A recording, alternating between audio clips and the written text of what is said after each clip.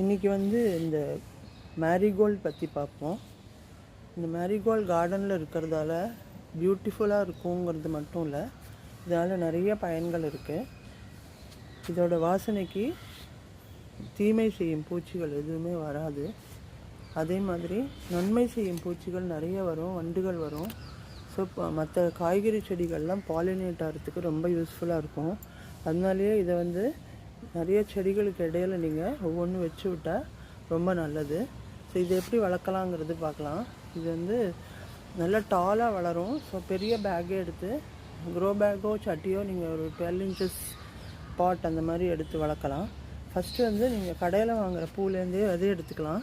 இப்போ பாருங்கள், இந்த மாதிரி நல்ல மெச்சூர்டாக பெரிய பூவாக இருந்ததுன்னா இதோட விதைகள் பாருங்கள், இந்த மாதிரி அடியில் நல்ல குண்டாக இருக்கும் பாருங்கள். இந்த அடிபாகம் வந்து நல்லா திரட்சியாக இருக்கிறதுனா நல்ல விதை கிடைக்கும் உங்களுக்கு.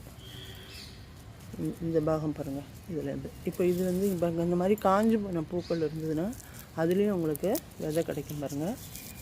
இது மாதிரி இதை வந்து நீங்கள் ஒரு பாட்டில் இப்படி விதைச்சி விட்டால் போதும்.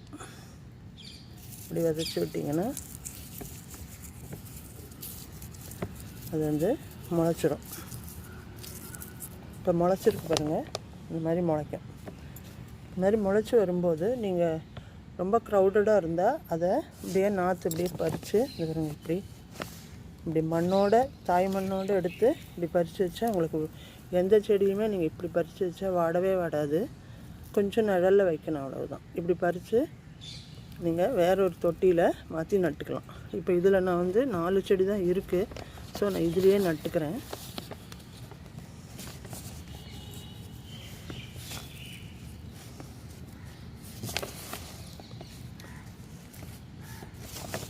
இந்த 4 செடிக்கு இந்த க்ரோ பேக்கே போதுமானது.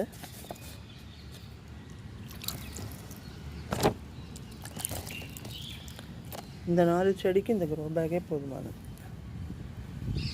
பாருங்க, இங்கே ஒன்று இருக்குது, இங்கே ஒன்று இருக்குது, இது ஒன்று, இது ஒன்று, 4-5 செடி இருக்குது இதில். இது வந்து வளர்ந்து வந்துடும். இதுக்கு உரம்னு பார்த்தீங்கன்னா கம்போஸ்ட் போடலாம். கம்போஸ்ட் வந்து நீங்கள் கிச்சனில் வேஸ்ட்டில் தயாரிக்கிறோம் இல்லையா, அது போட்டால் போதும், நல்லாவே வளரும்.